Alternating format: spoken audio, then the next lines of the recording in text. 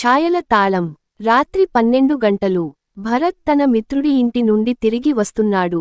ఊరిలోకి వెళ్లే మార్గంలో ఒక పాత వీధి ఉంది. అక్కడెవరూ రావడం లేనందున ఆ మార్గాన్ని దెయ్యాల వీధి అని పిలుస్తుంటారు. భరత్ తడుముకుంటూ వెళ్లేసరికి వెనుక నుండి పాద సౌండ్ వచ్చింది. అతను వెనక్కి తిరిగి చూశాడు, ఎవరూ లేరు. గుండె కొట్టుకోవడం పెరిగింది. అతను వేగంగా నడిచాడు. ఒక్కసారిగా ఎదుటి చెట్టుపై తెల్లని చీర కట్టిన ఓ నీలినీడ కనిపించింది. కళ్ళు ఎర్రగా మెరిసిపోతున్నాయి. భరత్ భయంతో అక్కడి నుంచి పరుగెత్తేందుకు ప్రయత్నించగా గొంతులో ఒక చేతి చల్లదనం. ఈ తాళం నీది కాదు, దాన్ని వెనక్కి పెట్టు అనే గట్టిపాటిగా ఒక స్వరం. భరత్ చేతిలో ఉన్న తాళాన్ని చూసి షాక్ అయ్యాడు.